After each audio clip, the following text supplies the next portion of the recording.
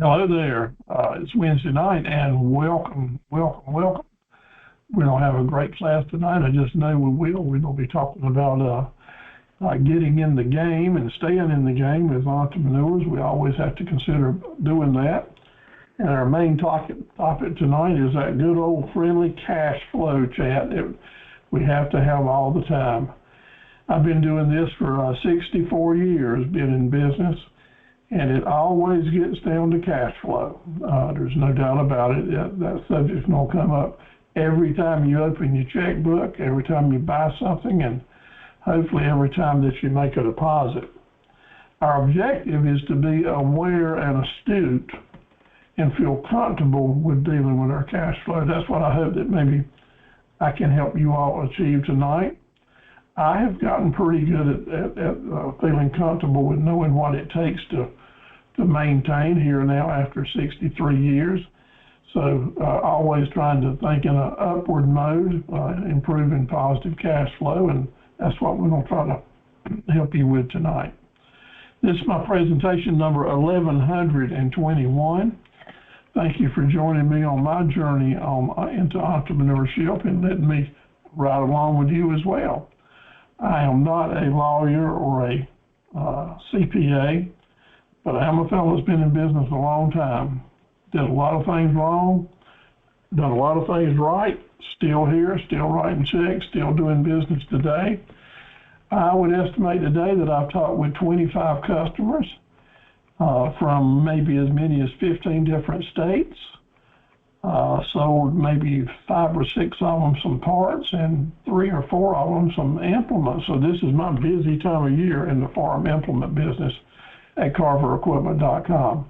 You're welcome to join that website and just see how we do it and take any lessons from it that you can. My first advice to you is always to get a good counselor and get second opinions on ideas that are going to affect your business and security, financial and otherwise. And we are so fortunate in North Carolina to have the community college system, and at each community college there's a small business center. And we're sponsored in this series for the last 5 weeks and for the next 2 by the center at James Franck Community College in Kenansville, North Carolina. And Joy Wynn is probably the best director in the whole state. At least I know she has been for the last month, because she's just been overwhelmed by helping people get their businesses started. So if you are in that area or have a chance to meet or to work with Joy, I really encourage you to do it. She is top flight. We'll do all we can for you. And if she don't have the answers for you, she'll find someone that does. You can reach her at 910-659-6008. That's 910-659-6008. And give her a call, maybe chit-chat with her a little bit, set up an appointment, go by and make things work. She really wants you to fill out a survey that will come after our program tonight. It won't take you but 60 seconds to go through and collect the blocks and send it in. This is really important. The Small Business Association centers statewide use these surveys as a basis for funding. So we really need to hear from you, and it really helps us improve the webinars as we go. And if you can, put a good word in for me. It's all about my job security too.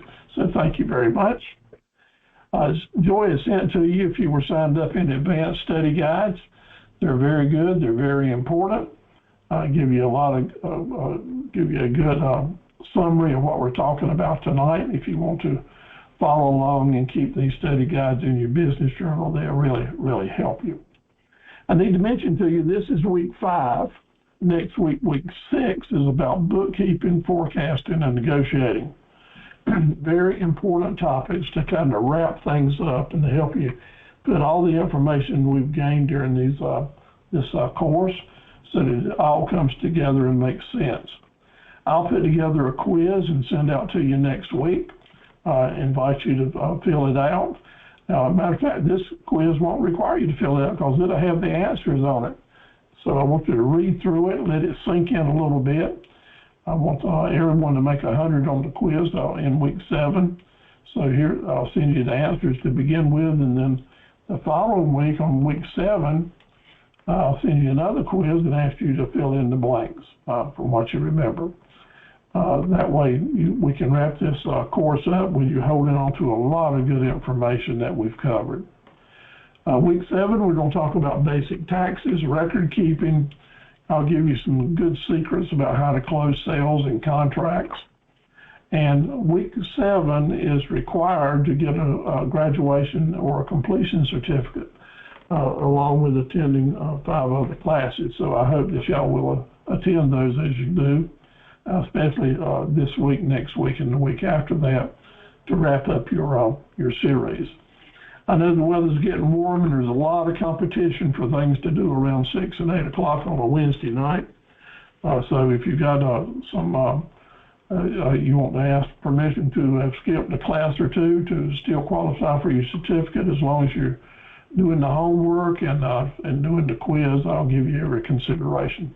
We want everyone to participate and be happy that you were here.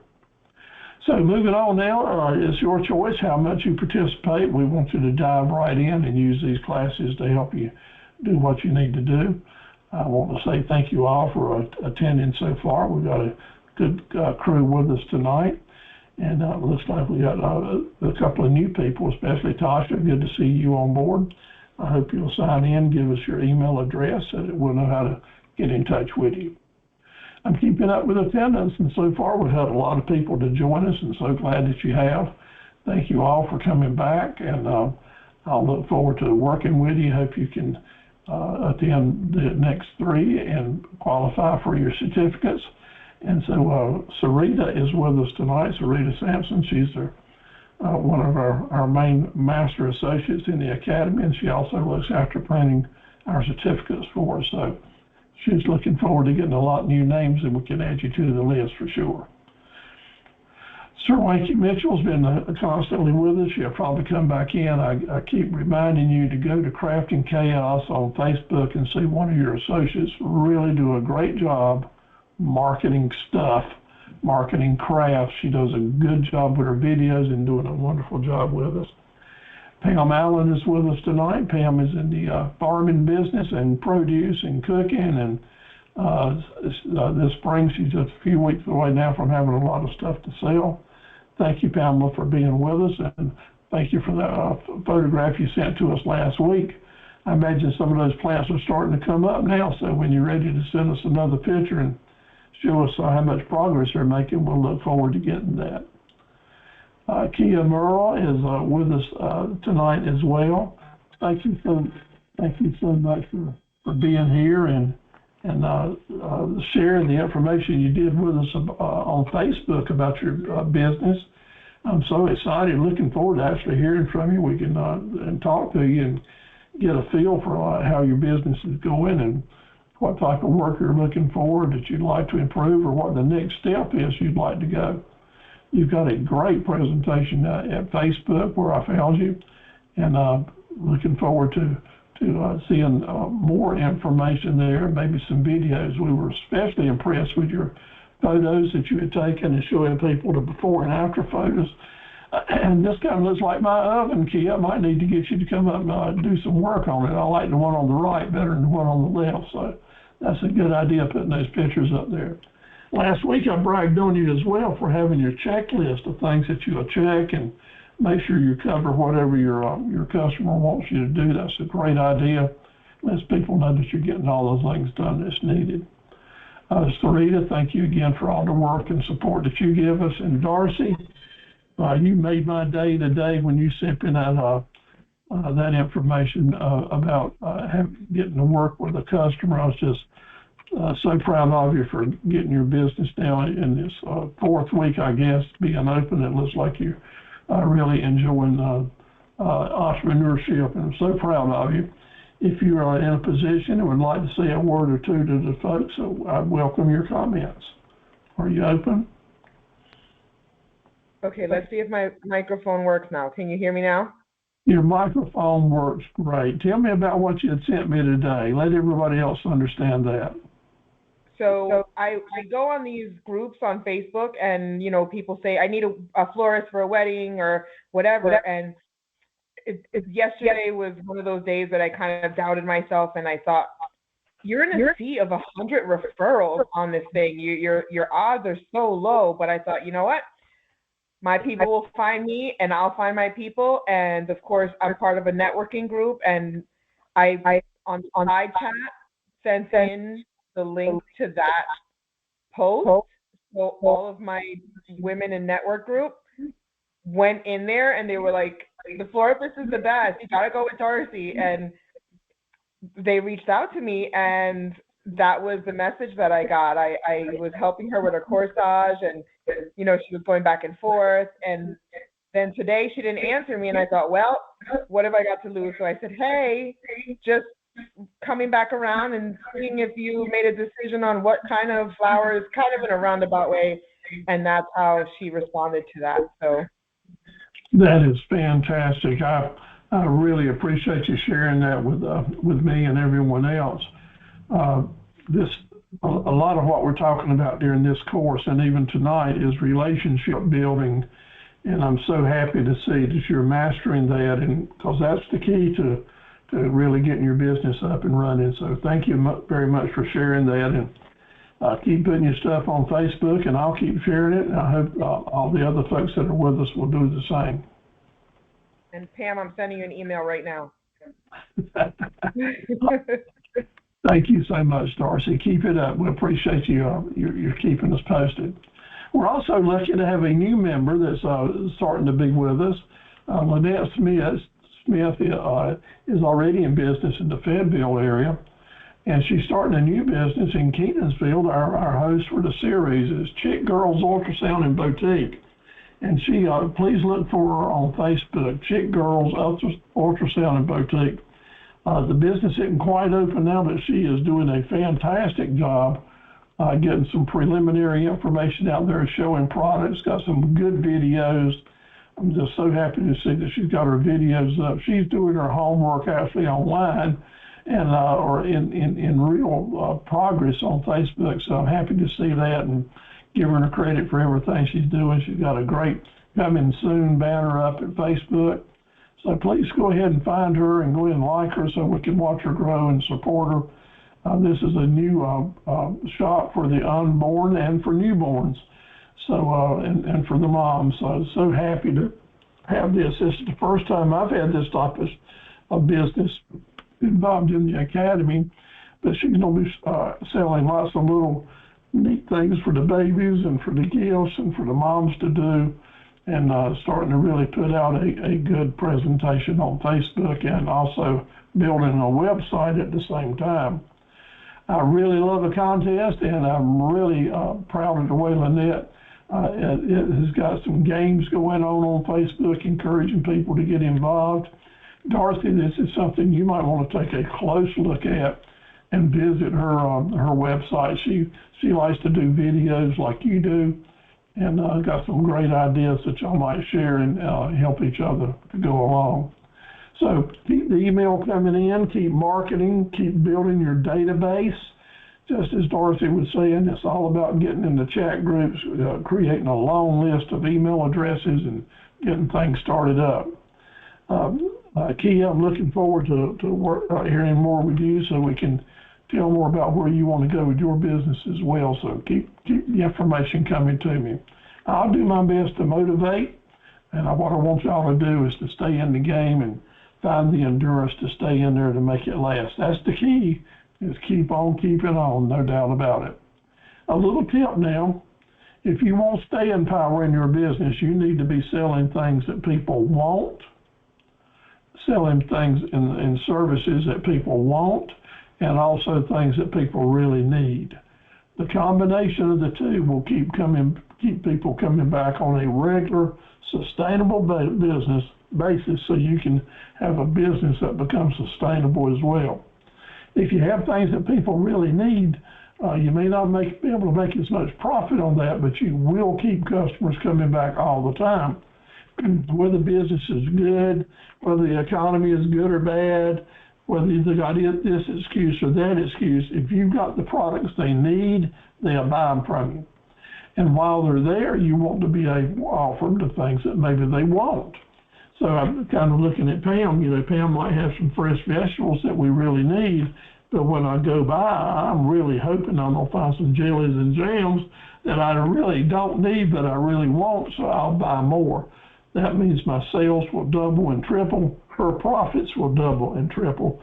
So it's the combination of those good menu that's offering people a good choice that really gives you that sustainability. So let's talk about some chat questions. I'm not going to have y'all work out too strong tonight, except on the words of the week. So let's talk about those old words of the week. And old bird head sticking up here. He's the wise bird. So let's see what it was. Our first week, we talked about being fat, talking about like old Steve-O, a little bit on the fat side. And the questions was, what does the F and the T and the A, what is the words there that we're kind of concentrating on? Anybody remember? I didn't see any reminder today, just working from memory now. F, A, and T. Remember what those words are we're thinking about and we want to keep on our mind? Type it in there if you remember any of them. F, A, and T. All right, let's see what that might be. That's right. Faithful, available, and teachable. Pam had them all. Got them typed right in there. Thank you so much. Being faithful to yourself and your business and your customer. Being available. Answer the telephone. Answer the emails. Be there when you're supposed to. If you tell someone you'll be there at a certain time, be there for them. Make sure that they get the information from you they need. And be teachable. I know you're smart. I know you got a lot of sense, but all of us can learn new stuff every day. So make yourself like a sponge to be able to learn new stuff because it is so important. Second word started with a C, and it's be what? Be what? The letter starts with C. Be what? Remember what that word is that starts with C? Well, Pamela thinks it's committed. Anyone else got a comment? That's exactly right. Being committed, and what that is saying to ourselves, we have to buckle down and feel dedicated and loyal. We need to be faithful and devoted and anchored and pledged if we are going to be successful in entrepreneurship. We can't just be in it today and gone tomorrow, or feeling good today and not saying, okay, I'm going to take a break and walk away from it. And being committed really comes through tonight as we talk about cash flow and funding. Because if you're not staying committed and in focus, you're going to get in trouble. So do that. Stay focused, stay committed. Third word started with an L. Started with an L. Anybody remember that one? What's the word that started with L in our third week?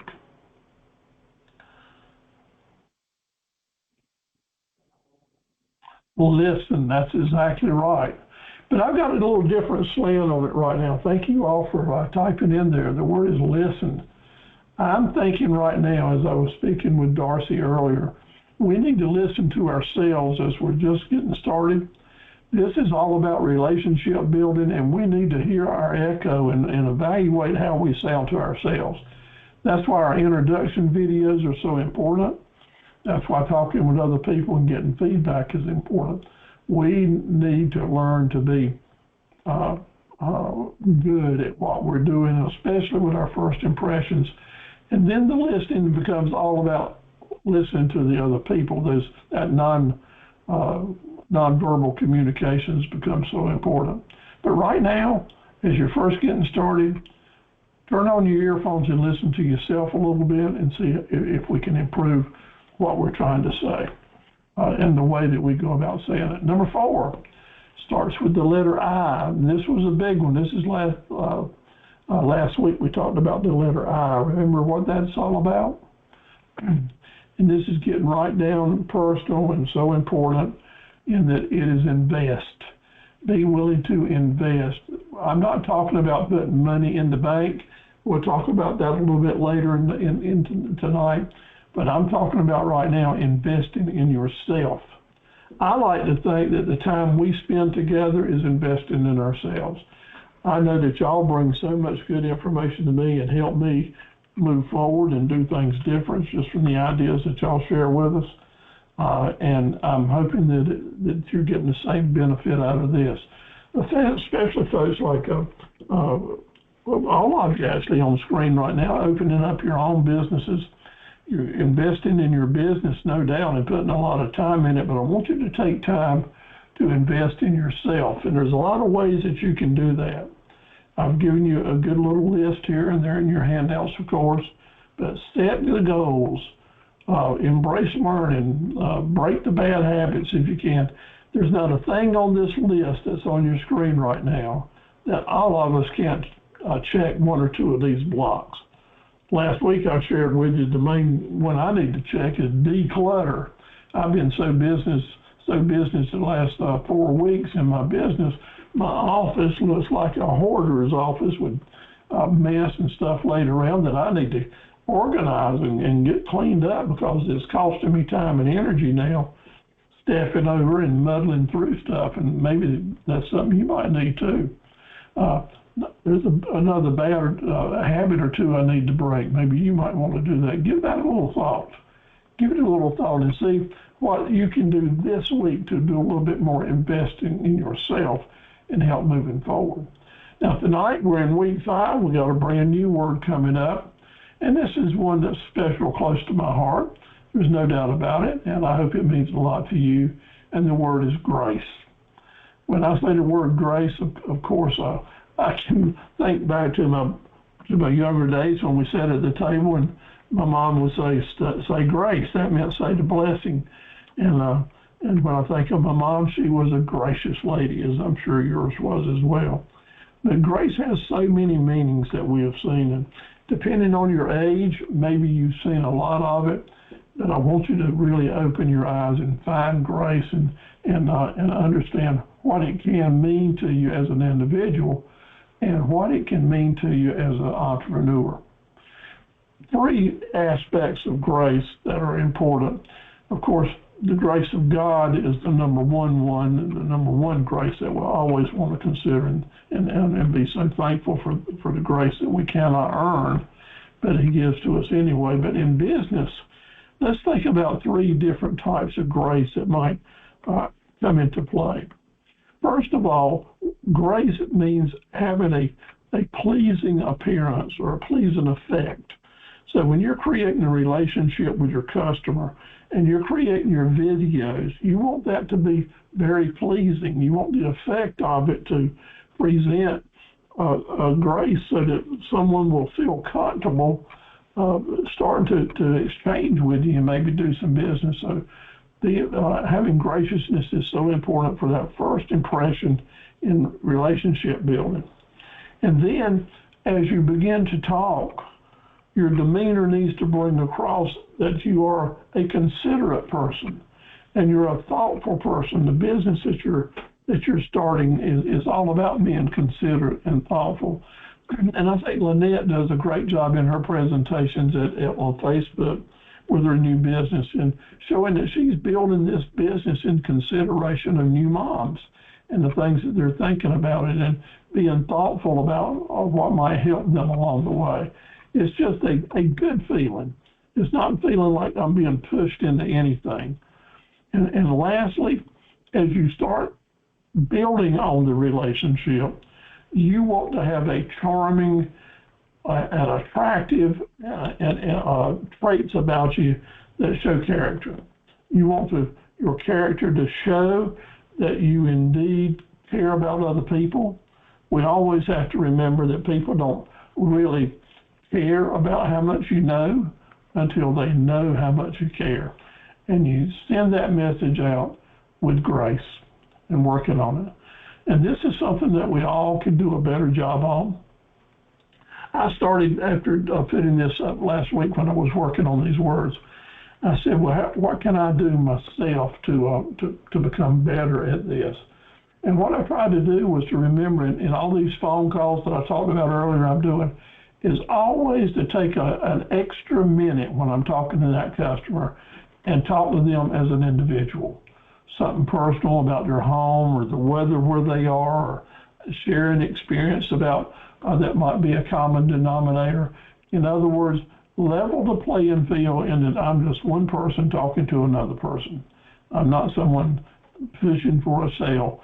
However, cash flow makes me do that, but you can always insert that period of time where that you can show that indeed, yeah, you're trying to make a living and you're trying to make that sale and close that deal and make some cash flow for yourself. But more importantly, you want to build a relationship with that customer that makes them feel good about continuing to do business with you. That's where grace comes in. So let's see if we can put that into play. Now, the words of the week, now rehearsing: be fat, faithful, available, teachable, committed, listening to ourselves and building relationships, investing in yourself to build up your personal skills and attributes, and remembering how important grace is as we deal with other people. So amen, there's our lesson for tonight, and I hope it does us all some good. Now we're moving into the point now where we're going to talk about money. And as our title said, I really want to share with you the key ingredients that have affected me through my business life right up to today, and how to keep enough cash flow in the bank and coming in to stay alive. I mean, it is that critical. Cash flow is your heartbeat. And if you are not on top of it, it's hard to keep your business alive. So this is not in your handout. It will be in the one I mail to you tomorrow. But for tonight, I'd appreciate it if you get your notepad out and make 5 notes, and then follow the thinking as we go through the balance of the program tonight, seeing how these 5 ideas affect you and how you might put them into play a little bit better. So there's 5 key factors that I want to talk about tonight related to cash flow. There's a million different factors, but the 5 I think that are most important that we put at the top of the list to talk about tonight, that's what I want us to do right now. Number 1, we need to be aware all the time about what the balances are in our reserves. We need dry powder. You know, when you talk about gunpowder, if it's dry, you can get something done with it. But if it's wet, no good. So dry powder means how much cash did you have available right now to take advantage of a deal, to pay your bills, to invest. So having that awareness is really important. So if I would ask you at any time in the future, approximately how much money do you have in your checking account, I would expect you to give me a pretty concise answer, and probably be, an answer within $100 of how much you got in the checking account. This is really important that you start that now as your business is getting started, because some weeks your balance may be $50, and the next week, depending on the kind of business you're in, it might be $500,000. And so it fluctuates up and down. And checks are coming in and checks are going out as you do business. You have to have that awareness to stay on top of it. Yes, you may have a bookkeeper, an accountant, someone that's looking after all that for you, but there's no excuse for the owner of a business not to have a really good idea on what their cash available today is. What the cash available today is. Because when you do that, as you're making decisions, buying and selling and spending money, you won't spin yourself into a jam because you forgot a big check went out, so your cash available is way down. So just keep that in mind. Stay aware of where your checkbook is. That's not a problem for most people just getting started in business, but it can be very, very soon. This cash awareness has a lot to do with paying taxes at the end of the month. You don't want to get in a jam. You want to pigeonhole those special things that you have to pay. So that's number 1. Write that down. Awareness. have an awareness of how much cash you got available in the bank every day when you start your day. Number two, when you start in your business, do your best to start out with and leave some cash reserve. Don't be operating on the shoestring if you can help it. And sometimes we just can't help it. We have to operate on a shoestring because you don't get in business. You don't have any money now. I mean, you're trying to make money, so you don't have any reserve. And I know how that is. I've been there. I've lived that. But really do your best to build to the point that you can have some cash reserve that's unencumbered. That means it's available to you to use, that dry powder I was talking about.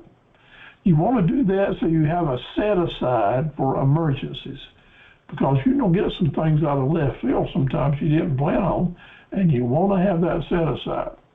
Now, the volume of your business, the nature of your business will have a lot to do with maybe how much that reserve needs to be. And that can be very important. And it may be you can get by with a reserve of $1,000 or $2,000. You might need 50 or 60,000 or more. If you're in a business that goes through a lot of money in debt, buys and sells a lot of stuff, that reserve needs to be larger. So if you don't have that cash, then what are two other options? Two other options is to get set up a credit line. Go to your bank, get a credit line set up. Well, Steve, you might say, I don't have enough relationship with my bank to get a credit line started. And I understand that. So here's my advice to you. You go onto your bank and you get a debit card. Even if you're keeping a low balance, go ahead and get a debit card. You start the relationship with the bank. And then as your business grows and your deposits get more, your balances go up, you can increase the balance. Your balance on your debit card automatically increase, but then get you a credit card. And that credit card, with whatever balance you can get, then can become your credit line. You can use that credit card as a line as you're getting started. As the years go by, you can substitute that credit card with an actual credit line. And why would you want to do that? First of all, your credit lines will probably have higher lending balances or limits than the credit card would, but mainly a credit line will have much lower rates than usually a credit card would. Now, I'll give you a heads up. To get a credit line, you'll have to fill out financial documents, and in other words, it's kind of like you're borrowing money in advance. So you'll have to fill out some documents and may even have to pay a fee each year to keep your credit line alive.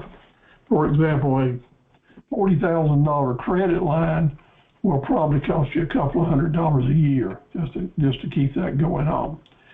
Kind of like an American Express card with a $10,000 credit line, it probably costs you $35 to $50 a year. Some credit cards don't cost you any, but I am encouraging you to have some type of reserve so that if you have an emergency, it doesn't put you out of business. So if you have an emergency, you don't have to go selling something off like that. But always try to have some reserve for those rainy days or surprises that come along. Not the rainy days, but the surprises. Number 3. We'll talk about next week forecasting and negotiating. And forecasting is a skill that new business people just haven't had a chance to develop.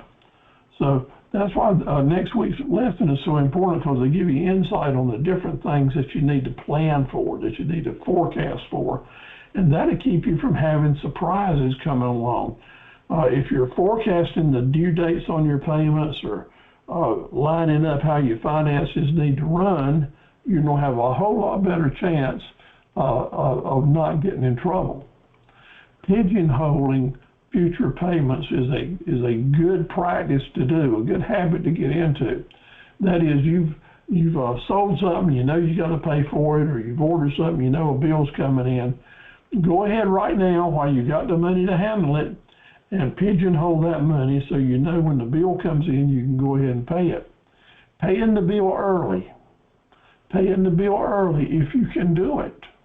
will indeed improve your credit standings, your credit limits, your credit scores, and your standing with your vendors. Customers that pay their bills as soon as the bill comes in, the vendors notice that, and they are more likely to give you good deals and stay with you and increase your credit lines. If you're waiting till the last day to pay the bill, pay it. I understand that. That's okay. But do the best not ever to let it get in the past due. If you see that you just can't pay the entire bill, call that person that you owe the money to, send them what you can, and tell them when you're going to send them the rest, and do it. It's getting back to what we talked about in the words of the week. Be available, be reliable, be trustworthy. Call those folks and stay on top of it. The best way to have good cash flow feeling is to have people that will work with you. So if you're getting bills in as necessary to your business, but you just can't pay it all right now, and if you do have to pay it all, it kills your cash flow. But if you have a working relationship, again, that word comes in here, relationship. If you have a working relationship with that vendor where you can pay them what you need to now, and the balance of it in a week or two after you collect some more money, that protects your cash flow. So forecasting means looking to the future. If there's a bump in the road, let's figure out a way to get over it. Think about it ahead instead of behind, okay? Number 4. People come to me through the years with businesses that I've worked with and helped get started, and they're saying, Steve, I need to go borrow some money. I'm in a jam. I got to do this. I need to borrow here and borrow there. And that is so natural the way to do it. But what I have to say to you, as I've said to them, and have to say to myself on a regular basis, I don't need to borrow my way out of trouble. If I've gotten into trouble and have bills I can't pay, I really don't need to borrow more money and go into more debt to pay bills that I'm not going to have. That money's going to be gone. What I want to encourage you to do is find a way to sell. That's why we talk so much about these profit centers having a good diversity in them and a good number of profit centers, so you can sell a lot of different stuff to a lot of different people and make enough money to stay out of debt and out of trouble. Indeed, it may be paying Peter or borrowing from Peter to pay Paul, because you're taking money from this cash flow on one profit center to pay the bills and waiting for profit centers number 2 to bring in some more cash. But that's business. That's business. But the more profit centers you have bringing in income, that's the best way to stay out of trouble, instead of saying, oh, I'm going to go borrow some more money. I don't use my credit line here. I got a credit line. Steve said get a credit line and use that and get out of jams. That is to get out of emergencies, but not to do your regular business like that. Please excuse the phone call. This is my busiest time of year, and I've got customers all over the nation at different times, so they're calling. All I got to do is hit that message button and we'll be okay. So please excuse the call, but it's a good example of being available to your customer. I don't let that phone ring and let them know I'll answer them back in just a little while. So making sales. Now, how do you keep making sales and feel good about you're going to be able to do it? There's one answer that I just keep nailing down for you guys, and I appreciate you being with me, and this time I want it to sink into you. You want a structured marketing plan. You don't want a chit-chat marketing plan. You don't want one that you watched on the webinar and you think it's pretty good. You want to put the structure in your marketing plan, in writing, on your computer, of I'm going to do this, this, and this on certain dates. I'm going to spend this amount of money to help make this thing work. I know that these are important, and I know that I'm busy, and I will forget a lot of it if I don't have a list to keep reminding me what to do. That's the difference in floating down the river on the inner tube and just taking it as it goes on a nice warm day, or getting in a motor-powered boat and having a destination that you want to make X amount of money this week, this month, this year, and you're going to meet these certain goals and do the marketing that it takes to bring those customers to you. You don't do the marketing that it takes to help customers find you. Darcy reminded me today that we cannot be all things to all people, but we must be everything to some people, and those some people, we need a structured marketing plan where we are constantly reaching out to them and reminding them, hey, I'm hungry. Feed me. I need your business. And next week, I'm going to send them another message saying the same thing. But next week's message is going to be talking about a different product, so they don't get bored about seeing the same thing over and over and over again. Remember, structured is the key word here. You want to keep making sales, you have to plan to keep making sales, and you need a structured plan to make that happen. That's cash flow right there. I'm going to go back to it. Cash flow is about making sales on a regular basis so that the cash flow keeps coming in.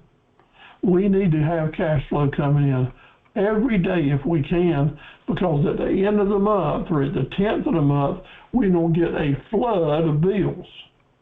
And if we haven't built up our bank account, we won't have enough cash flow in it there to pay those bills when they come in.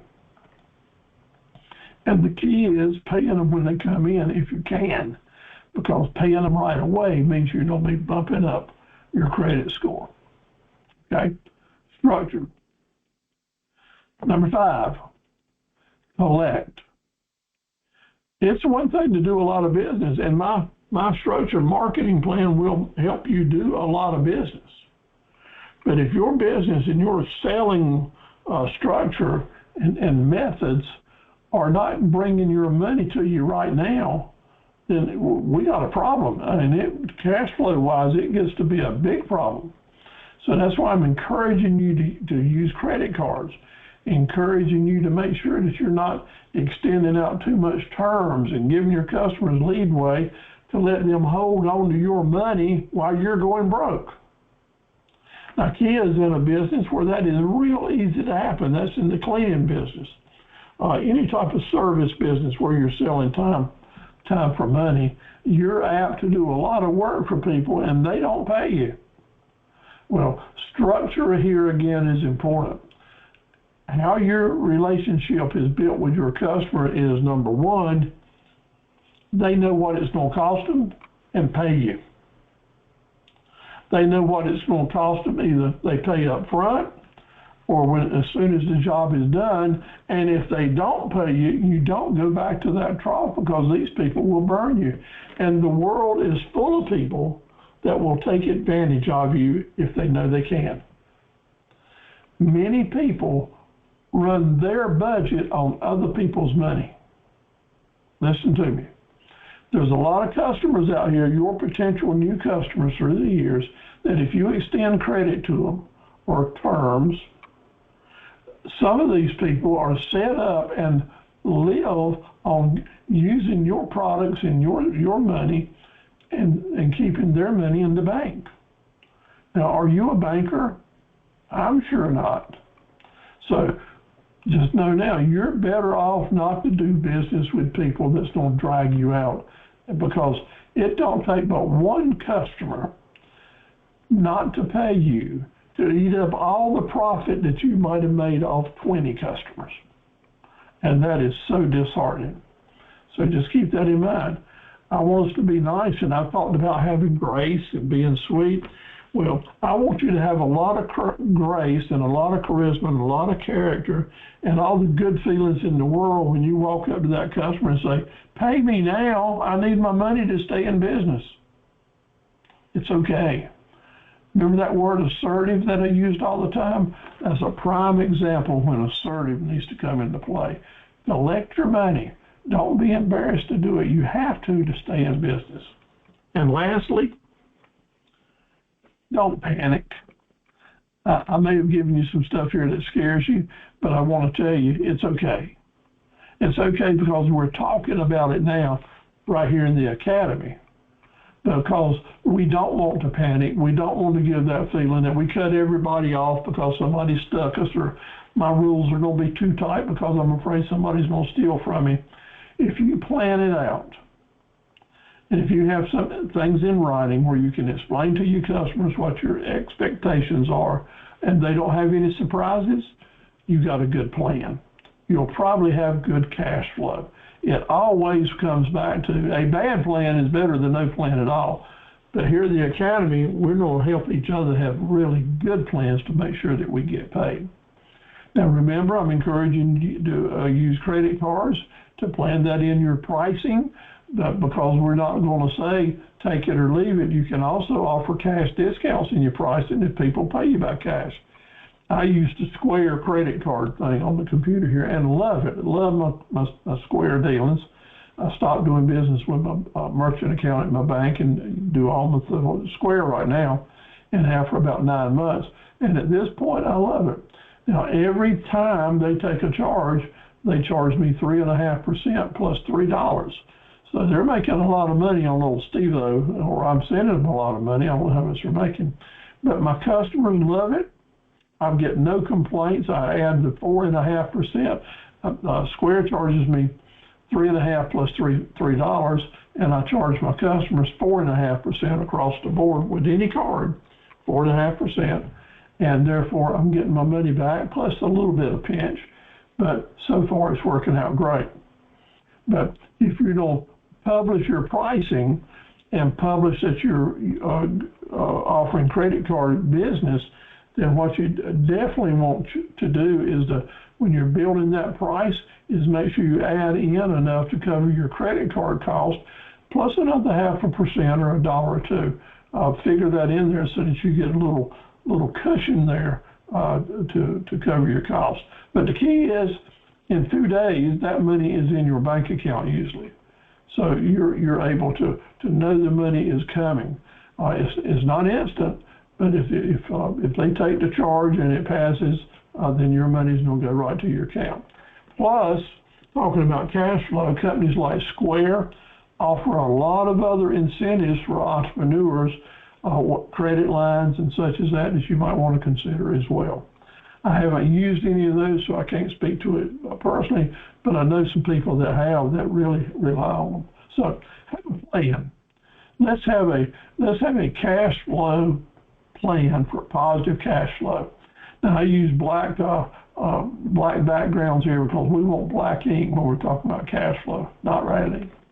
All right, so let's move on now. Thank you all for listening to that, and I see that Darcy's given us some words over in the chat board. Thank you so much for sharing. You know, our Academy group, I like to think of as a family, and that we work to help each other. So I encourage y'all to look at your different email addresses on the screen, and if you want to help each other in any way or share people's Facebook accounts, that's a good thing to do. That's a good thing to do. Well, I think about all of you as individuals. So you're just getting started maybe there's one or two of you that hadn't really gotten started yet, so you're thinking about where can I find the money to get my business started? Where can I find a helping hand? So I want to tell you right now, the plan is there is a helping hand out there for you. As a matter of fact, there's 2 of them, and they're the helping hands at the ends of your own arm. Yes, there is. Maybe you didn't know that, but I'm here to tell you, you're not going to find any better help than those hands that are right here on your own arm. The key is how to use them and how to make it work, and that's one good reason that you're with us tonight, because we're going to try to give you some tips how you can do that. Tip number 1, if you haven't done it before and just don't have a clue, go ahead and make an appointment with Joy at the Small Business Center. That's what she's there for. She won't charge you a penny. It will all be confidential, so we have stuff to do with it. The bottom line is we all are dealt with a hand. Some of us have 4 aces. Some of us don't even have a pair. But the key is, and I want to tell you, I don't care. I don't care. Whatever is in your hand, we don't take it and make the best of it and start improving on it. That's what we're about here at the Academy, is taking one step at a time to get to a better place and do it at your own pace. Hey, that's a good little rhyme. I may put that in the webinar somewhere. doing this at your own pace and end up in a better place. So, what do you want to know about borrowing money? That's usually the first question that comes up. I want to tell you that what is a grant? A grant is free money that someone gives you and you don't have to pay back. And grants sometimes are definitely available to nonprofit businesses. That's businesses that are not planning on making a profit as such, and therefore won't have to pay taxes on the profits they do bring in. But they are serving people. It's a service type business. And other organizations or government or groups will give grants to nonprofit businesses to help them do what they're supposed to do. Now, we've got some good information on that, and I'll be glad to share with you. And we've got some really good nonprofits right here in our region that I will share information. But grants are mainly for nonprofits. For business organizations, very few, if any, grants are available. There may be some special considered low interest loans that are available to you through a number of different groups. And your Small Business Center director will have the best list of current options that are available for you there. There will be few and far between for a profit business, but there are some out there if you can qualify for them. Now, going to the bank or to other lenders, you can get special loan considerations, provided you are a promising borrower. So what does promising mean? How can you become promising? One, you need good credit worthiness. In other words, have you got a good credit history, credit score? Can you show to the lender that you have borrowed money before and paid it back? Can you have any down payment? And lenders like to call that skin in the game. What have you already put into your business, or what are you ready to put into your business? Are you funded in it already? What have you done there? Now, a lender really likes to see that you have put your own money and your own sweat and blood into your business, because it's kind of difficult for you to ask them to put money in your business if you're not willing to do it yourself. So that's really good if you can show that you've got skin in the game. And sometimes that even can become some of your collateral, depending on what it is. Now, what is that word collateral? Collateral is something that's tangible, that we can put a monetary value on it, that you can say to the lender, I will offer you a lien on my collateral, my car, my land, my savings account, my CD, my dog, my toothbrush, whatever your collateral is. I'll allow you to have a lien on that, and you can use that as a good reason to loan me a certain amount of money. Okay? That's a really good thing to bring to the table when you want to borrow money. Now, when I first started in business, my dad started in business, if you had something that was worth $100, and pretty much everybody agreed on its value of $100, the bank or the lender would loan you $100 on it and take it as a security. But that's a long time ago. That's what was happening 70 years ago. Now, you bring $100 to the banker, they might loan you $30 on it. You bring $200 to the banker, they might loan you $600 on it. So just don't think because you got a certain amount of collateral value that you're going to get an equal amount of loan value, because it don't work that way, especially with people opening up new business. Now, there is an exception to that. If you got a lot of money in a CD, a cash, gold, or something like that, that has a certain definite value, in other words, your collateral situation will improve immensely with that situation. But if we had a lot of money, gold and such as that, CDs, we probably wouldn't be at the bank borrowing for a loan, right? So just consider that. Now, where else might you find some security that you can offer to the banker? And that is a cosigner. And we'll talk about them a little later because we'll get into the paperwork when we talk about cosigning. The cosigner is your mom, your dad, your brother, your husband, someone that has good credit or good collateral that is willing to sign a note with you and put their name on the line. And that means when they say they're putting their name on the line, if you don't pay the bill, they have to pay the bill. So that's kind of touchy ground there, but it's certainly a good way to move forward with a business loan if that's one of the options that you want to pursue.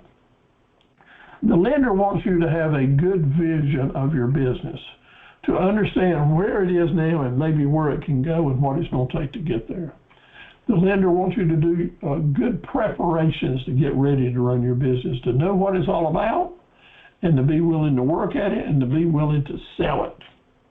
The lender wants you to have a business plan, and we can help you develop that. But a business plan means that means to the lender that you've done your homework. You've got a good idea what the risks are involved, how much money you need to make to pay your bills, and where that money is going to be coming from. So give that some serious consideration to have a business plan. And through our seminars and our courses that we do, we can help you get there very easily. Whether you're incorporated or not, whether you are an LLC or not, or a C Corp, whatever, I want you to know that if you borrow money, even in the company name, you will always be held personally responsible for it. And you'll sign 2 documents when you borrow money, and I'll show you some later on. One will be your regular security agreement, and the other will be a personal guarantee. The personal guarantee is where you sign as an individual. The company, you may sign a document as the president or vice president or owner of it, but you'll sign a second paper, personal guarantee, which means if the company don't pay the loan, then you're going to need to pay it personally. And in that personal guarantee, you're going to give the lender a lien on basically everything that you own now or hope to own, right down to your toothbrush and your dog, your chainsaw even probably. So just know, don't go into this thinking that I'm going to get into business and get me a business loan. As the business goes south, I don't have to worry about it. Nah, don't work that way. So your personal guarantee is a blanket lien, and then our quiz at the end of the course, that's one of the questions that'll be on it. Always be connecting those dots. Remember, the decisions you make need to end up making a circle like we talked about in week 1. Always make your decisions so it makes your loan application look better. Know the risks that are involved in your business. Your lender may just flat ask you, what are the risks involved in your business? What could put you under? And they would expect you to have an answer because they're getting ready to loan you money. Know your risk management tools. That is, know the different things that you can use to help avoid pitfalls and unexpected expenses. Know your business skills. Be able to list down what you're good at, because that's going to help you determine what you need to learn more about.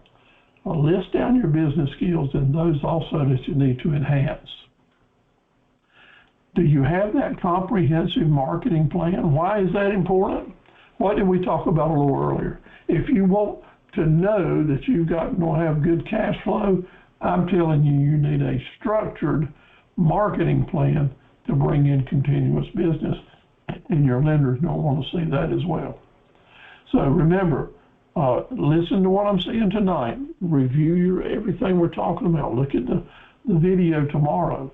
I'll be glad to talk to you more about it, and your Small Business Center director will be glad to help you as well. So let's have a little bit of lighter moment here now. Man, I've got a little bit of money, but I don't have enough money. I've got the blues. I've got the down and out blues because I need some more money. So what are you going to do, Darcy, to find some more money? How about let's go crack that piggy bank wide open? Maybe you've already cracked it wide open. I've already cracked mine.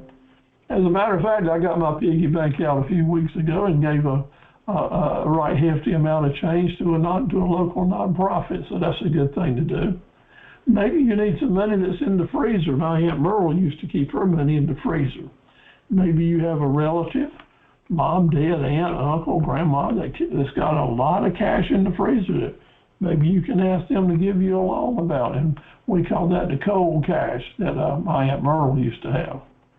My grandmama used to bury her money out in the yard in mason jars. She was the daughter of the Depression, and when my dad was ready to start the business that I still own and operate, she loaned him $3,000 cash money that she dug up in the yard out of a mason jar. And he took that $3,000 and had three other partners with $3,000. So that $10,000 started Carver Equipment Company. It was Boss Equipment Company at the time. Then in a year or two, Dad bought out the partners. But now it's amazing. Those $10,000 started a dealership back then, and today it probably takes $6 million. That's a lot of difference in it. At any rate, there are some people out there that still got cash for hand, and maybe you've got relatives that will help you get your business started. And if you ask them and you get started in the right way. The right way is the key, and we'll talk about that a little bit later. Finding money, finding cash, because a lot of times we can open a business for $100 or $500. Matter of fact, I've got a list I can send to you.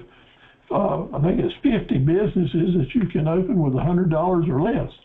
And sometimes you'll find a boat, a relative, or you may have some extra junk, we call it, or old used stuff, or antiques, or relics that maybe you can put a for sale sign on or carry to the sale and create some cash. I see a lot of people start their businesses with $200 or $300 or $2,000 or $3,000 and never go into debt. Never go into debt. And I want to encourage you to do that if you can. I know there's several people on board right now that have started their businesses with very little debt to do it. Now, here's a situation like you may think it's easy going sometime, but you take a situation like Pamela, who's with us tonight, and you might say, well, growing produce can't be too expensive. But I'm going to tell you, you buy fertilizer and seed and look after the bugs and package it and hire labor to help you and do some marketing, you do go into debt. In other words, you put those seeds in the ground, you're hoping for a harvest and for rain and such as that. So cash flow becomes very, very important. The cash is flowing in the dirt now, and we need that stuff to grow and get that cash flowing back. Isn't that right, Pamela? That's what we need to do. So keeping our fingers crossed that the weather's good and the market is too. Maybe there's some old tools around, old tractors or ATVs that you can sell and turn into cash. A lot of my folks through the years have had plate sales, sold barbecue plates and spaghetti plates and chicken plates on Saturday afternoons in their backyard, invited their family, friends, and neighborhoods just to come by and help them get a business started. People will help you. Every family you know of, probably at least one day, at one time during the weekend, to go by a fast food or a restaurant and buy meals, and those meals are costing $8 to $15 or more, and folks that's something they need to eat. So if you're putting together good meals at a good value, you might be able to sell plates and put together several $100s for several events and end up with several $1,000s, enough to help get your business started. And if people know you're doing that, they're happy to help you. And those are the people that will help you get your business up and running once you do get started, because they have invested in you, as we talked about earlier. This is an actual picture of a chicken plate that some of our Academy members were having a sale over in Windsor, North Carolina, a number of years ago. Had a chicken plate sale in cooperation with their church. Their church actually helped them get their business started. They had this sale, and they split the proceeds of the sale, and I believe that the figure was around $5,000 a piece. They had a very successful sale, and you can do this too. I've been helping people have sales and raise money and fundraisers for a lot of years, and had a lot of gratification out of that, being able to help folks and make some good friends and relationships by doing it. I've got a system I call a dozen doers that can work for you for getting ready to help your business or any fundraiser you're trying to help with. And I invite you to use it any time in the future you can to help someone. I've used this system most recently, about 5 years ago, to help a dear friend that was dealing with a lot of cancer treatments, big financial issues. We were able, in a 6-week period of selling tickets and getting things together, we were able to hand him around 24,000 cash dollars on a Saturday night over in Sampson County from friends and family, and selling tickets all around. Just a wonderful event. So I have seen personally this plan work. I know it will do it for people that need the help, including people that are getting their businesses started. You might want to say, I don't want to do a fundraiser and compete with the Boy Scouts and the Girl Scouts of American Legion and the VFW or someone else. Well, let me tell you, cooperate with them. Do it jointly, split the money, and that way you double or triple the number of folks that can help you do it. But a dozen doers is the organizational plan. That's find 12 people, give them a specific job, and ask them to look after this and get dedicated. Matter of fact, you can use our words of the week as you're making your spiel to them to get it started. I don't want you to be the chairman. I want you to have someone else be your chairman so that you can encourage everyone to stay forward and keep a big picture on this. I want you to work hard to help them, but it's important that you have a chair and people that do the different jobs as were listed here. If you can find a dozen people that will help you get your business started, indeed, talk to them about it and see if you can make it work. If you can't find a dozen people, then you need to change some of your skills and find some more grace and find people to help you. There's 12 people out there that need to help you, and I want you to find them, okay? Family, friends, and fools.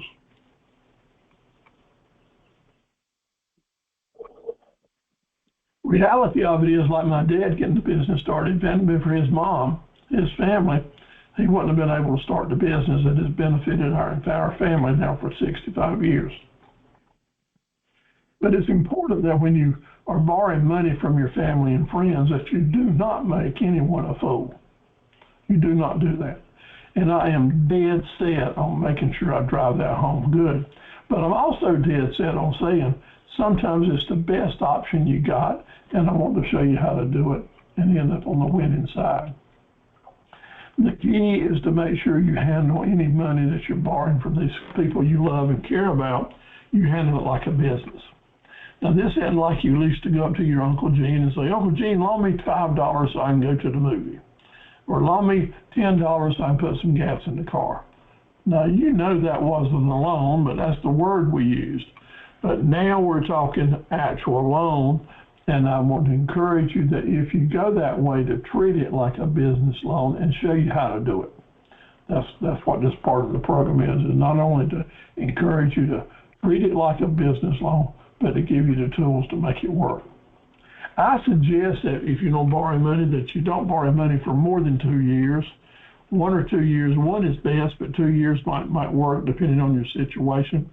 And when you are borrowing money from your family or friends, make sure that you come up with some kind of collateral that you can offer them as security for their loan. If you don't have any, think about it. Just see if there's anything you can do to make it tangible. Now, borrowing money for 1 or 2 years, you can indeed get a regular payment schedule started and get it started and pay it off. In other words, be successful in paying off a loan. And you know what that does? That starts your credit history. And that history will be valuable to you the rest of your life, rest of your business life and otherwise. So pay them more interest than they're making in the bank. In other words, you want to give them an incentive to take money out of the bank and give it to you and have a better earnings than they would have in the bank. Well, you want to say, well, why don't I just get it free interest and such and such? That's not business. If you don't have a business, you need to get in the habit of borrowing money from people and make them look forward to seeing you come back and borrow some more. And the only way that happens is for you to pay that interest and make sure they're getting a good return on investment.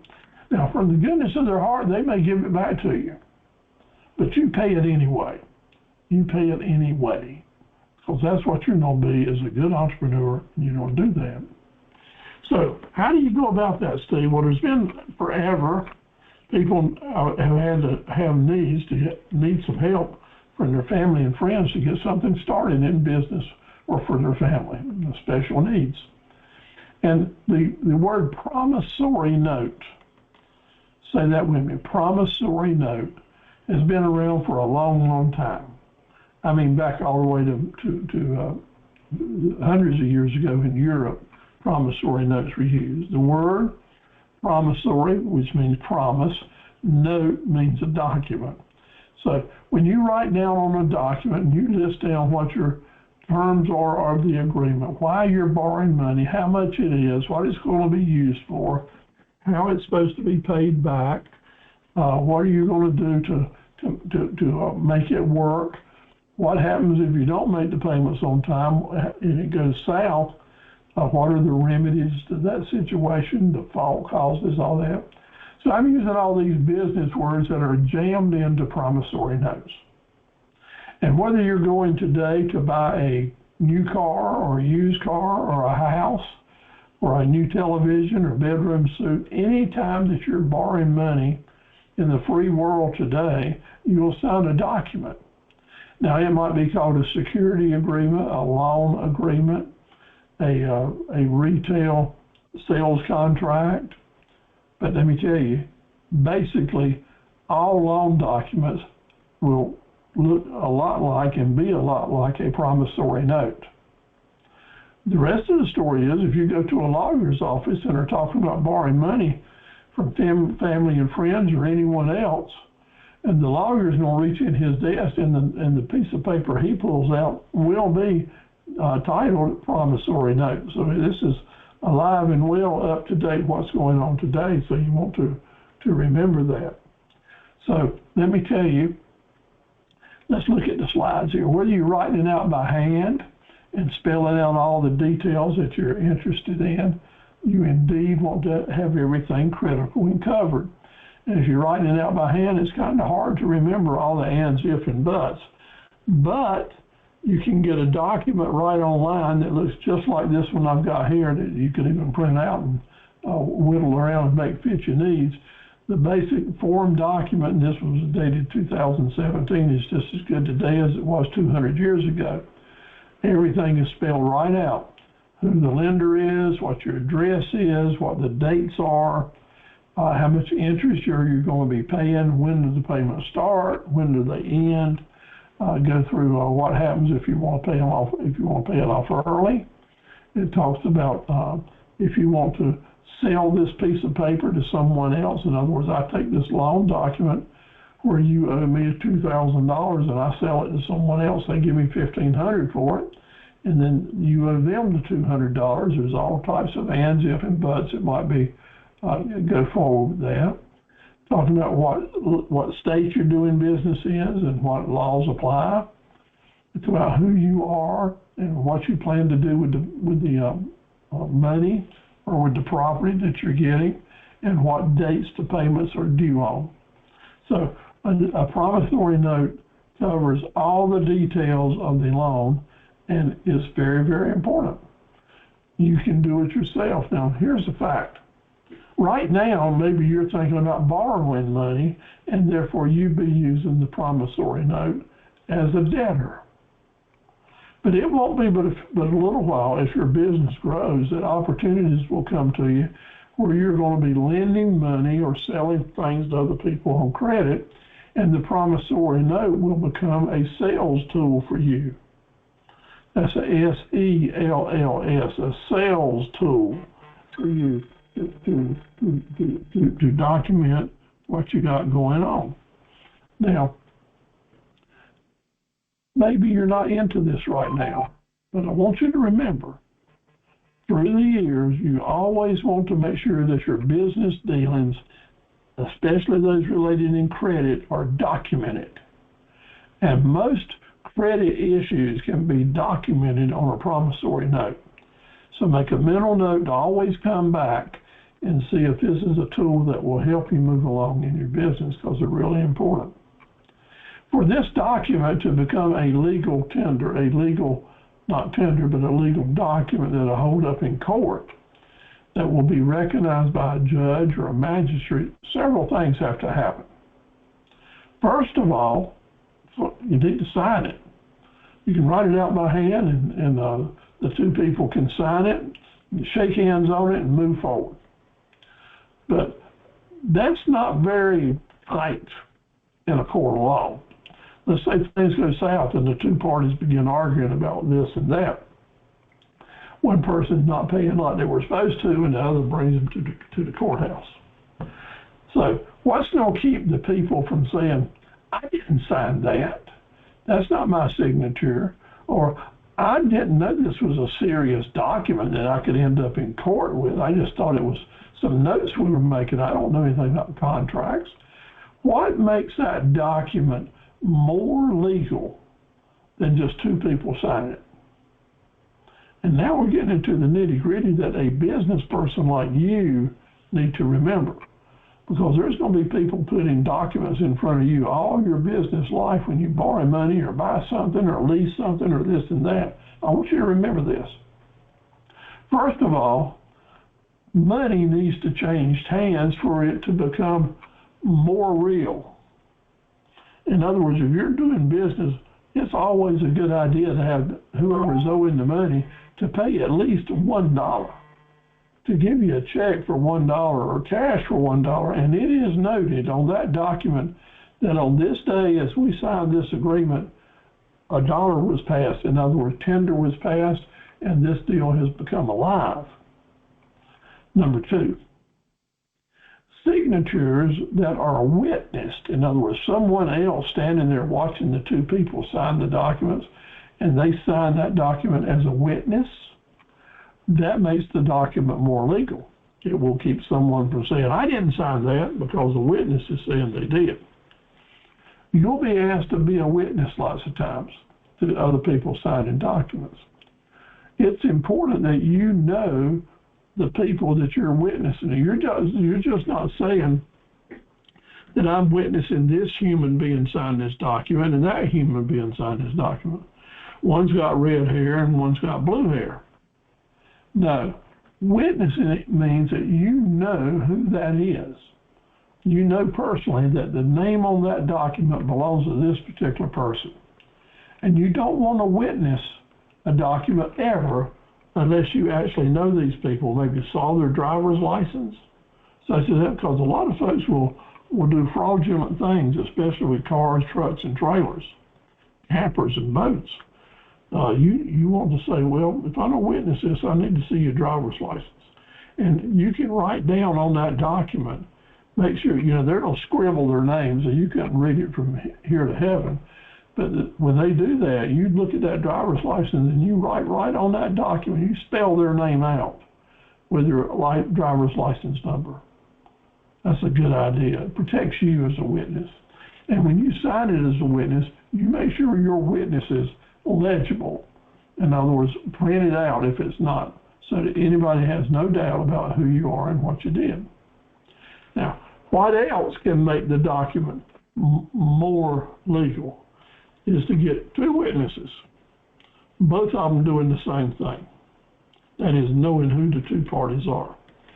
Now, the witnesses are not saying they know what's in that document. They don't care what the terms of the document are, how much money is in its hand, what the collateral is, or any of those details. The witnesses are simply saying, I know these people, and I'll swear to the fact that this is so-and-so and that is so-and-so, and I saw them sign these documents. Now, it's hard for someone to squirm out of that if you've got two witnesses in a court of law and there's no doubt about they knew who it was that signed it. But there's still another way to make it even more legal, to take this document from just being another business document and turning it into a legal document, and that is when it is notarized. The notary is doing exactly what I was talking about the witnesses were doing. And lots of times, on a really important document like a deed or some important sales documents or long-term issues that you would keep forever, there'll be two witnesses plus a notary will sign it. And the notary is saying, I know the people that signed it, I know both of the witnesses, and I'm here to certify that all these people did this transaction in my presence, and then they seal it with a North Carolina seal. Once it's notarized, and the notary is a member of an officer of the court, it becomes a court document, and then it holds a lot of weight anytime there's an argument. And lastly, the thing that kind of seals the deal, or it's called perfecting your lien, is to take your notarized, your witness document to the clerk of court in the county where you did the business, and ask the register of deeds, and ask the register of deeds to record this in the public record. The register of deeds will make a certified copy of the document, list down the details, and put it as a public record. Now, you've done all you can do to perfect your lien. It was important that you made that trip to the courthouse and had it registered. Why? Because let's say the deal goes south, or someone has borrowed money here and there and several other places on the same piece of property that you borrowed money on and you didn't know about the other liens. Well, number one, that's something you could have done before you signed that paper. You could have gone to the courthouse and see if there were any liens on this person or on that property, and protect yourself that way.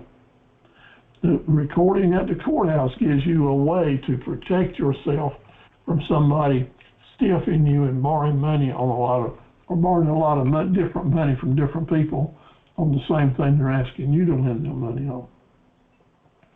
When you buy real estate in your business or personally, the lawyer is going to say, we can't close this deal until we have the title searched. And when I'm saying the title search, what that means is they're taking that document, they have their people go to the courthouse and search the records to make sure there's no lien on this property that hadn't already been talked about. You want to always make sure that when you're borrowing money and working with a lawyer and this and that, that lawyer that you're paying to handle this loan for you, you want to make sure that they are recording your documents, recording your loans, recording your liens at the courthouse. Sometimes they just don't do it. They're lazy sometimes and don't finish that process out.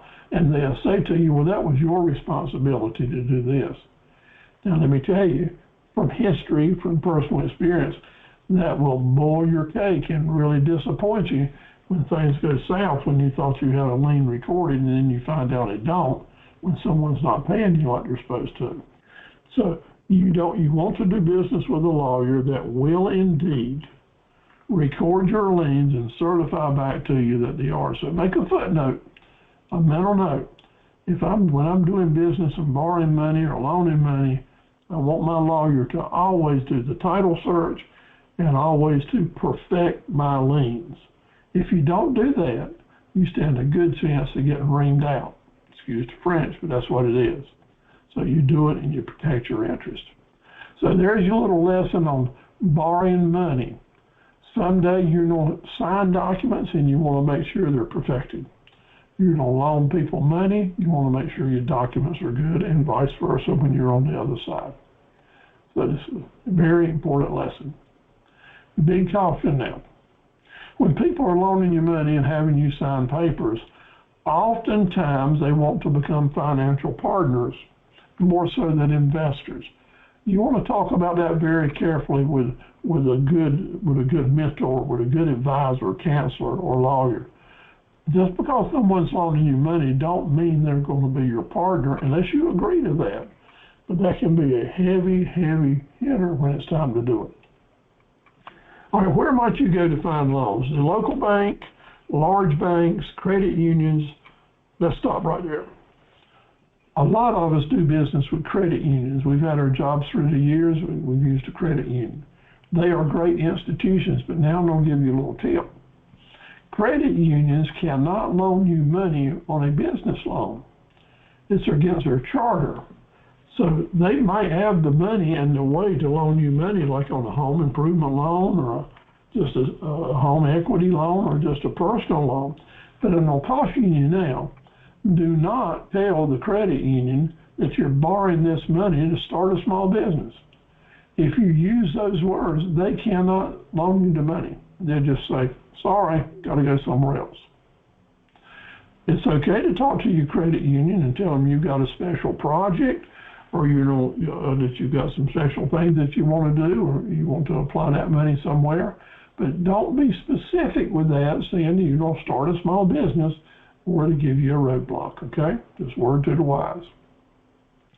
Government agencies such as the Small Business Association and maybe some others are in the business of loaning you money, but I'm going to tell you right now, SBA loans a lot of money to a lot of startup businesses, but here's a word to the wise.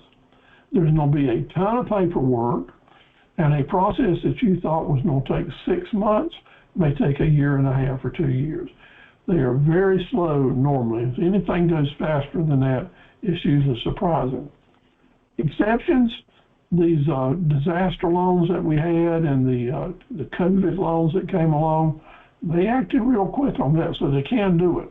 But on a normal small business loan, it takes a long time to go through. Usually they got very attractive rates, and I suggest that you pursue it if it suits you.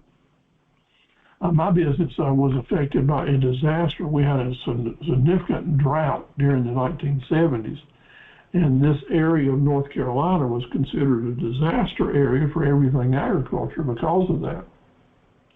Actually, it was in the early 80s. I was able to get a small business disaster loan for a healthy amount of money for a lot of years at a very low interest rate, and it basically saved my business. I was able to keep going and actually grow, pay back the money ahead of time, and everything worked out just fine. But SBA will hold you right to the line, making sure everything is uptight, your paperwork's just right, you make your payments on time. But for the loan firm, and if you can qualify for one of their low interest loans, usually it's a very good deal. I was also able to get a disaster loan with COVID, and it's really helped as well. So private organizations may be available to loan you money, and individuals, which we call angel investors, may be a good way to go. The angel investors are the individuals, not institutions, that kind of like family and friends. They're not operating from a business standpoint. In other words, not an institution. They're operating as individuals. And usually they're the people in the community that's got deep pockets. They've got a lot of money in the bank, and as you've heard, bank money interest is not really good, so angel investors are sometimes very much attuned to helping someone in the business in the community start a new business, provided they make some decent interest on it. So angel investors are a valuable thing to consider pursuing if it suits you. Where do you find angel investors? As I said, these are people with a large amount of money. Usually that money is in the bank. So how do you become a director at a local bank? You put a lot of money in the bank. So if you go to your bank websites in your community, the local banks, and they will all list their board of directors, and indeed you may see some of these people that you know, or know somebody that knows them, and then pursue quiet relationships to see if they might have an interest in helping you with your business as an angel investor. Keep in mind, they're always going to want a piece of the business usually, a percentage of your business possibly. So you got to be careful with that. Make sure you never give away a percentage of ownership of your business if you really didn't plan to do it. That's where we get back to the details. Now, they will have a promissory note, as we looked at earlier. It all comes back in a circle, doesn't it? So you want to look at those details, because that's where the devil is, and understand what it is. Now, anyone that's filling out a contract or a promissory note for you will not hold it against you if you say, well, let me take this to someone who's familiar with this stuff and let them look it over. If someone has a problem with you having someone else look over a document they want you to sell, there's a problem there. Good business people appreciate the fact that other people will want to protect their interests and have documents reviewed before they sign them by someone that's familiar with the documents. So never be afraid to say, well, I'd like for Steve-O or my lawyer or my banker or my mom to look over this document before I sign it and say, let me take it to them and then we'll be back to see you. Because if the document's written by someone else, it's written for their benefit. And there's nothing wrong with you going and reviewing it and maybe taking a pencil or a pen and scratching through some areas and say, let's change this or let's amend this. This will make a lot of difference to me. That's fine. That's good business. Don't be afraid to do that. Just because you're young and new in business doesn't mean that you don't have the right and the power to review a document and recommend changes. Partners take risk with you. They give you money, you put it in the business. If the business does well, they benefit. If the business goes south, they're disadvantaged. Investors give you money for the business, and they're expecting a return on investment. They're expecting a return on investment that will be based on that promissory note. Just keep that in mind. There's a major difference in the two different things. The most important number that we'll talk about in this type of discussion is 51%. As you're borrowing money or taking on partners or lending money to investors, you always want to keep in the back of your mind, I must maintain 51% ownership. As long as you own 51% of the stock in your business, you are in control.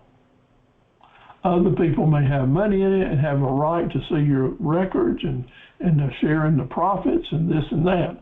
But the basic decision making, the hiring and the firing and the buying and the selling, come back to you if you've got 51% or more. For example, you need to be careful not to say to 3 people, you come and join my business and you can have 20% of my business. Well, you'll still have 40% or twice as much as either one of them. But if those 3 people add their numbers together, they'll have 60% and you'll have 40%, and they can tell you to go jump in the lake, fire you, even though maybe you've got all the money in the business. So 51% is huge to keep it. So some of you are scratching your head right now because you got your business started with your mama or your sister or your good friend or your husband, and it was a 50-50 deal. Hey, we love each other. It's going to be 50-50. Nobody's going to be boss. We're both are going to be boss. Well, that's the human nature of things, but old Steve-O's here to disappoint you and say, one day that's going to go south. It always will go south. Somebody's going to die and you got to deal with children. There'll be a lot of issues that's 50-50. One of them wanting to take advantage of the other along the way when things get tough. So I know that it's going to happen with some people. It's just this way or no way, 50-50 or it's not going to happen. So here's two issues that will help you if you end up in a 50-50 business relationship. One, have an agreement going in that neither partner will sell any of their stock, any of it, to anyone else without giving the other one the first option to buy it.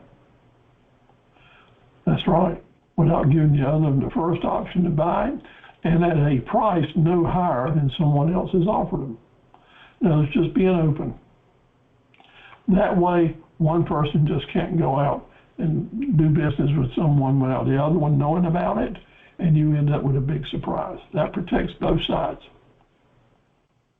The second thing that you want to do is to say that you're always going to give the person that is coming into that's trying to excuse me, one person will always say to the other, I won't make you an offer that I wouldn't be willing to take myself. So if I'm offering you $10,000 for your half of the company, you have the right to say back to me, here's your check for $10,000 and I'll buy you out. What that does is keeps one person from taking the advantage of another when things get tough. one partner is having financial difficulties and really needs some money, and the other partner is fat and flush, and they make their partner a ridiculously low offer for their half of the company, taking advantage of them when they're down. And maybe the first partner didn't have an option to do anything else. So what that does, it cuts that out. Because when they make that low ball offer, then you've got the option to say, well, let me see what I can do. And maybe you can go find someone that will loan you the money to buy them out right now. And you maybe buy a $50,000 piece of stock for $10,000, and therefore you've got enough equity now in the company to get a loan or to borrow money on it. So the two things were, again, have an agreement that one partner will not sell to another person without giving the other partner first option to buy it at a price at least no higher than what they're being offered from someone else. The second item is never make an offer to me that you're not willing to take yourself. Those two issues will level the water in a 50-50 relationship. So just keep that in mind. It may help you or someone you love one day. I got some good news for you. You're getting ready to start your business now. Things are looking up, and maybe you need to buy a new tractor. Maybe you need a delivery truck, Darcy, with a nice van all wrapped up and looking good to help promote your business, not only as an advertising tool, but a pickup and delivery tool. So the good news is when you're buying those types of big ticket items, lots of times the people selling them will have financing plans in-house. And therefore the product you're buying becomes the collateral. And all you have to do is make a reasonable down payment and get started, and you're in business. That's a good way to get started in business with equipment, backhoes, trucks, trailers, sewing machines, other types of expensive items that you're going to need maybe. Just keep in mind, going into debt in a small business is a good thing provided what you're buying is going to pay its own way and make money. That's a good cash flow plan. Yeah, I'll spend this amount of money per month because it's going to bring me back in this much to make my payment and more. So I'm telling you that sometimes I want to encourage people, if your business is going steady and you need a certain piece of equipment or a vehicle to move forward, yeah, go ahead and borrow the money long term and let it pay its own way and make profit long term. I'll always caution you never to pay that off too early, never to use your short-term cash flow, as we've talked about tonight, to pay off a long-term debt. It's a bad thing to do. But even if you've got kind of a weak credit history, maybe you can find a vendor that will, since your collateral is going to be what you're buying from them, that'll give you a break and help you finance it. So keep that in mind, may help you. One way to make some good money without going into debt and build some cash flow is to do pre-sales. Pre-sales are a way that you're selling to good customers in advance before you deliver the product. You're giving them an extra good deal and they're giving you the money in advance. This is based on the relationship and the trust, but it can be so helpful for lots of kinds of businesses to get some cash flow started and get things going. If you need more information on that, I'll be glad to talk to you about it. Now, after you're open and you get things running, just like we said earlier, keep an eye on that daily cash flow. If you want to make more money, add profit centers. Growing your business is important, and anytime you have a crisis, jump on it right now. Don't panic. Don't panic, but have a plan to handle crisis where you take care of things quickly before little problems become big problems. 7 honest ways to help get some money started in. Turn your inventory. Turn means turnovers. Remember, you don't need a large inventory, but you need enough inventory to keep your cash flow coming in. So important. Negotiate to buy things right. Collect your past due money, as we've already said. Pigeonhole certain monies to make sure you make your payments.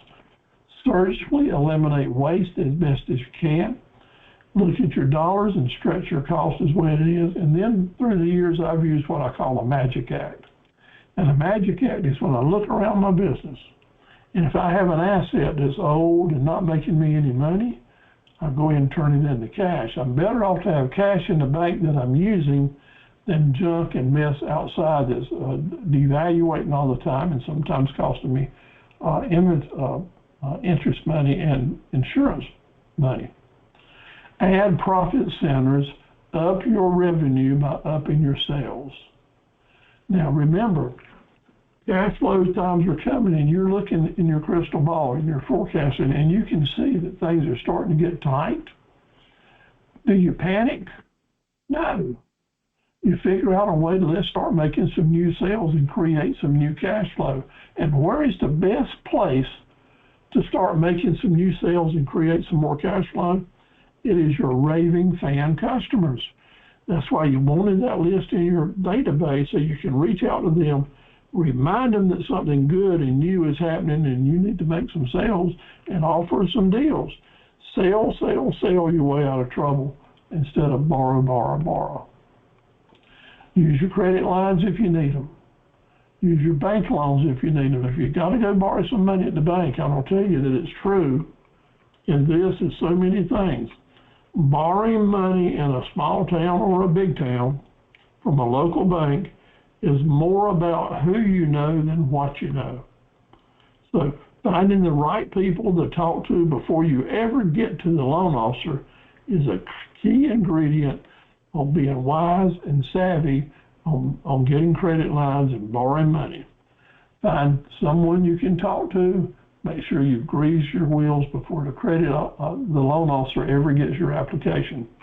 So you work on that. I'll be glad to help you with that in any way I can in the future as you get started. Don't use your short-term money to pay long-term debts. Postpone, do what you have to do about making early payments, postpone them to keep your cash flow steady. Look for borrowing money maybe 12 months at a time and paying the interest in advance. A lot of lenders really like the way that you do that. The objective, more cash flow, more profit, less stress. More cash flow, more profit, less stress. We've talked about a real serious subject tonight, one that you can never get away from. After COVID, it brought a lot of stuff to everybody's mind. A lot of different folks have figured out different ways to make money, adding profit centers, turning their hobbies into business. So many different hobbies are going on. We don't have to look far to see Darcy doing a great job of that. And so many other people are doing it as well. Taking their exercises and turning it into businesses, their diets, such as that. But it all gets back to those monthly promotions, targeted customer groups, finding the right people to spend your money on, remembering the 3 most important words about selling, and by the way, because that opens the door to more profits for you, and to remember always to stay with grace, be the person that folks like to be around to create a new relationship. But let's get in the game and be a player. It's baseball season. Sitting up in the stands watching other entrepreneurs make money, it's not for you anymore. You're ready to get in the game, and I'm ready to help you. Let me tell you right now, nobody else, except maybe Papa Steve-O here, is going to promote your business like you can promote your business.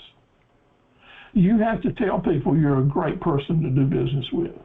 You have to show them and say it to the world, hey, come and do business here. We do business right. Put your logos and your signs out there and your sayings. Let them know you've been around a while. I use this banner on a lot of my ads on our website. Carver Equipment is a great place to do business, and you know what? If you say it enough, time after time, and people will visit those web pages often and often and often, you know what they believe? Carver Equipment is a great place to do business. Well, you got to live up to that with 64 years experience, but promote yourself.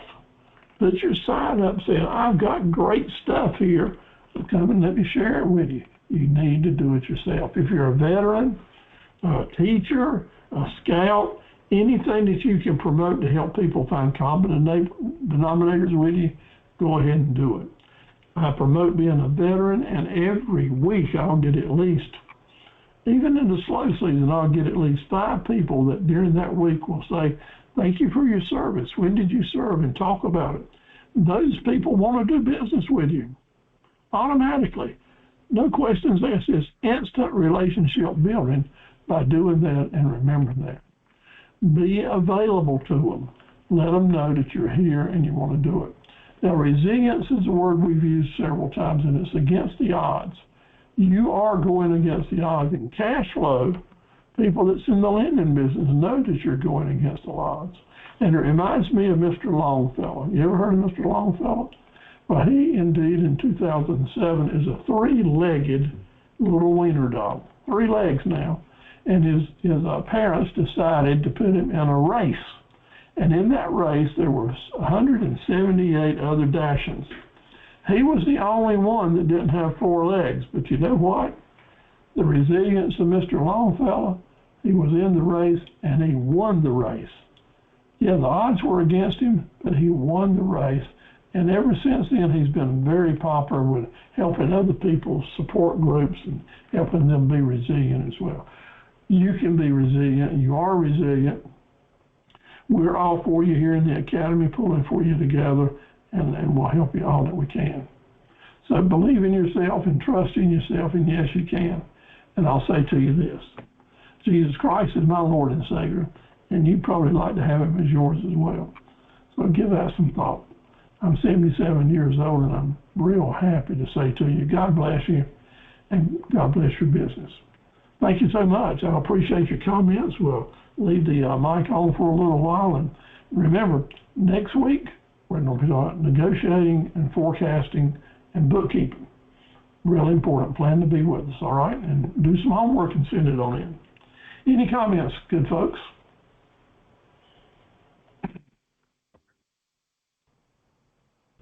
Thank you, Steve. That was a lot of great information. Thank you, Darcy. You're always wonderful, and I appreciate it. You keep plugging now, okay? Thank you. I will.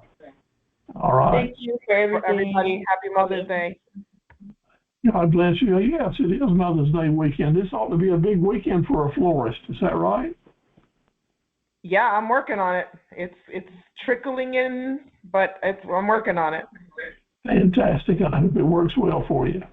Kia, I'm glad you were with us tonight. I hope to get to meet you and talk with you soon. Looking forward to that, learning more about your business and you telling me how I can help you promote it more.